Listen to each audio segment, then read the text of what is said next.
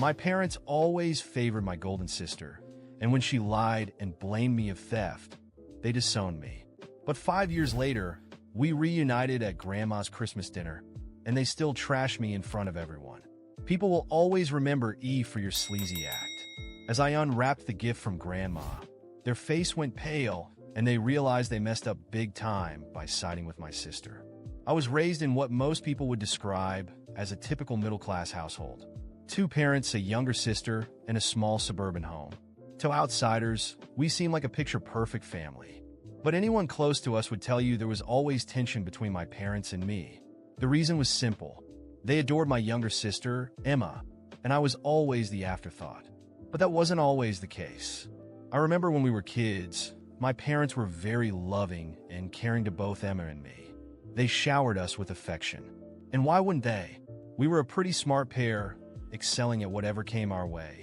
We shared that golden period where nothing seemed to divide us.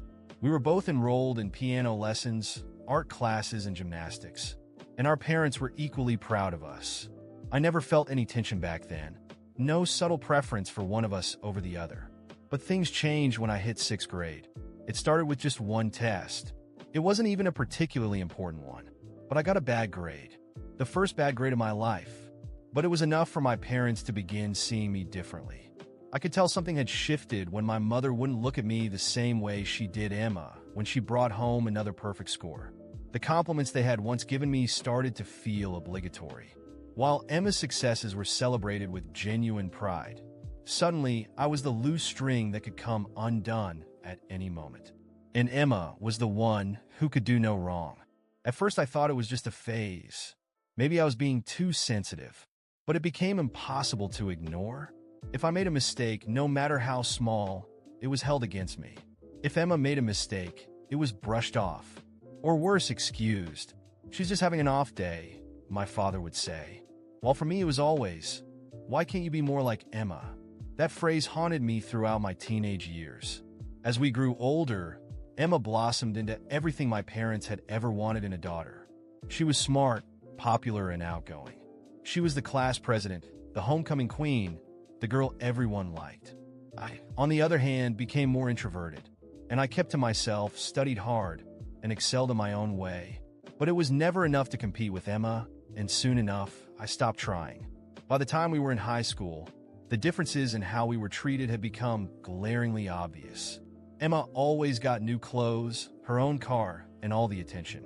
When she needed help with homework, our parents would sit with her for hours, making sure she understood every detail. If I asked for help, it was either too late in the evening or they'd brush me off, telling me to figure it out on my own. They had started treating me like an adult while coddling Emma like a princess. I learned early that if I wanted something, I'd have to work for it, while Emma had everything handed to her on a silver platter. Despite the imbalance in treatment, I tried to keep a relationship with Emma. After all, she was my sister and I loved her. But it became harder and harder to ignore her growing sense of entitlement. She seemed to revel in the attention, knowing she could get away with anything. It wasn't just my parents who adored her. Our friends, teachers, even strangers were captivated by her charm. She was the golden girl, and I was the shadow in the background. I began to wonder if anyone really saw me for who I was, or if I was just Emma's sister. The turning point came one summer after I graduated from high school. I had been accepted to a decent college on a partial scholarship, and I was excited to finally get out of the house and start fresh. I thought maybe with some distance, my relationship with my parents would improve and that they would finally miss me when I was gone. I thought wrong. It was around this time that Emma started dating a boy named Jake, the star quarterback of our high school football team. He was handsome, popular, and came from a wealthy family. My parents loved him, of course. They treated him like the son they never had. Every weekend, Jake was over at our house, and my parents would cook elaborate dinners just to impress him. It was clear they already envisioned a future where Emma and Jake would get married, settle down, and give them the perfect grandchildren. Meanwhile, I was struggling to get through my first semester of college, working part-time to cover the costs. My scholarship didn't cover everything, so I had to work part-time to make ends meet. Meanwhile, Emma and Jake were living the dream, attending dinners at my parents' house. vacationing at the beach house every weekend, and being treated like future royalty. Every time I called home, hoping to share a small achievement or ask for support, my parents seemed more distant and uninterested. I was nothing more than a footnote in the story they built around Emma and Jake. Then, one day, I got an unexpected call from my mom. "Can you come home next weekend? We need to talk." I was surprised and, for a brief moment, hopeful. Maybe they were finally realizing how much they had neglected me. Maybe this was my chance to make things right. When I arrived, the house looked the same, but something felt different. There was a coldness in the air, a tension I couldn't quite understand.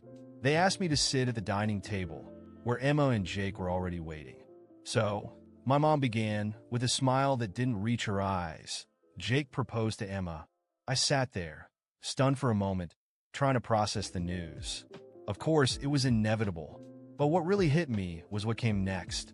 "We think it would be best if you didn't come to the wedding," my dad said, as if offering friendly advice. "We don't want you to feel uncomfortable." It was a punch I never saw coming. They didn't even bother to sugarcoat it.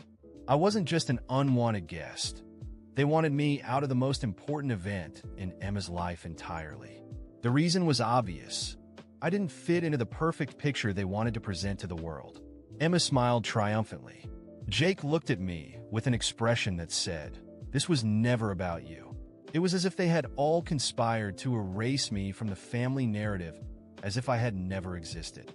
Slowly, I stood up, swallowing the rage that threatened to spill over. "You don't want me at the wedding?" I asked, keeping my voice calm. "Perfect. Don't worry. You won't have to see me ever again." My mom tried to say something, but I was already heading for the door. I left without looking back, knowing that this was the end. They had pushed me away for so long that in that moment, I realized there was no point in trying anymore.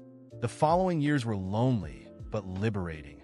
I managed to finish college despite the challenges and found a decent job. It wasn't glamorous, but it was mine, and I was proud. I cut ties with my parents and Emma, leaving the past behind. They had made their choice, and I made mine, to move forward without them. Then, one day, I got an unexpected message. It was a photo of Emma and Jake in front of a mansion, captioned, "Our new home." A pang of bitterness hit me, but it was quickly replaced by a cynical laugh. Of course, they were living the perfect life while I struggled to pay rent in a tiny apartment.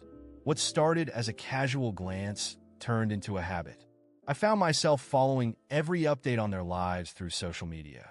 They had it all: luxury vacations, fancy dinners, and, of course, the wedding of their dreams. It seemed like nothing could ever go wrong for Emma. Until it did. A few weeks later, I received a message from my uncle. "Did you hear about Jake?" I hadn't, and what followed hit me harder than I expected. Jake had cheated on Emma and filed for divorce. The news spread quickly, and soon everyone in the family was talking about the breakup. Emma, the golden child, the perfect daughter, had fallen from grace. In the middle of the chaos, I got an unexpected call from my mom. She wanted to meet. "We need to talk," she said, her voice weary. I knew that this wasn't about regret or sincere apologies. It was desperation. We met at a cafe near my place. She looked older, worn out by the years and the recent fallout. "Emma is going through a hard time," she began. "We need you. We need the family to come together again." A wave of fury washed over me. After everything they had done, now they wanted me back to fill the void Emma had left? After discarding me like I didn't matter? I gave her a cold smile. "You spent years telling me I wasn't good enough. And now that your princess has fallen, you want me to pick up the pieces? Sorry, but you made your choice a long time ago." She tried to argue, but I stood up, leaving some cash on the table for the coffee. "I don't need you. I never did. And now, you finally see that you have no power over me anymore." I walked away with my head held high, feeling a sense of justice. For the first time, they were facing the consequences of their choices, and I was free. That conversation at the cafe was the final chapter of a story I had tried to rewrite for so long. In that moment, I realized I didn't need them anymore. It was freeing to know I no longer had to chase approval from people who had never truly seen me. I walked out of there lighter, knowing it was time to rebuild my life for me. The years that followed weren't easy, but slowly, I began to build the life I had always wanted. I worked hard, took jobs others would consider beneath them, but every small victory felt different because it was mine. I wasn't competing with anyone anymore, just myself. Eventually, I switched jobs and found a better opportunity at a startup. The work was demanding, but I felt valued. My boss believed in me, and for the first time, I was surrounded by people who appreciated my effort without comparing me to anyone else. My financial situation improved, and I finally moved out of my cramped apartment into a more spacious place. In time, I was promoted, the startup grew, and I grew along with it. What began as an entry-level role evolved into a leadership position. That's when I decided to pursue a long-held dream, starting my own business. I used my savings to launch a small consulting firm. At first, it was challenging to manage everything, but soon clients began rolling in, and the business took off. Life finally made sense. I had built something with my own hands, without relying on anyone. Every achievement, no matter how small, felt more rewarding than any praise I had never received from my family. Then one day, fate decided to cross our paths again. I was attending a business conference in another city, presenting a project for my firm. At the end of the event, as I chatted with a group of investors, I heard a familiar voice. I turned around and saw Emma standing by the entrance. She looked different, not the bright, confident girl I once knew. There was something broken about her, as if the mask she wore had finally fallen. When our eyes met, she hesitated for a moment before approaching me cautiously, as if unsure whether I would even speak to her. "Hey," she said with a weak smile. "I didn't expect to see you here." I gave a polite nod, keeping my expression neutral. The world's full of surprises. Emma fidgeted nervously with the strap of her purse. "I heard about your business. It's doing really well." "It is," I replied, offering nothing more. There was an awkward silence before she finally spoke again. "Things haven't been easy since Jake and I divorced." I knew this wasn't just a coincidence. Emma wasn't there by accident. She wanted something. Maybe it was an apology, maybe some kind of reconciliation. But at that moment, I didn't feel angry. I didn't even resent her anymore. All I felt was indifference. "I know," I said calmly, "and I'm sorry things have been hard for you." She blinked, surprised by my response. Maybe she expected me to lash out or rub her failures in her face. But I didn't need to. My success was the best revenge. Not because I had beaten her, but because I no longer cared. Emma started to say something else, perhaps an apology, but I gently cut her off. "It's all in the past, Emma. I'm doing well now, and I hope you find your way too." She looked at me, stunned, but eventually nodded. "Thank you," she whispered, smaller than I had ever seen her. We parted ways right there, without drama, without grand gestures. It was a quiet end to something that had once consumed me entirely. A few months later, I received a message from my parents. It was short, a tentative attempt to reconnect. They said they were sorry and wanted to see me, to talk. For the first time, I didn't feel anxious reading their words. There was no urgency to respond because I finally understood I didn't need their validation anymore. It took me days to decide what to do. In the end, I sent a brief reply. "I forgive you, but my life is complete as it is. I hope you find peace." It wasn't cruel. It was honest. I didn't need them, and more importantly, I didn't need their love to be happy. Today, my business is thriving. I have a talented team and an office in one of the best parts of the city. I work with clients who believe in me, and I value every success I've earned. For the first time in my life, I'm seen for who I am, not as Emma's brother, not as the disappointing son, just as myself. And the best part? I see myself.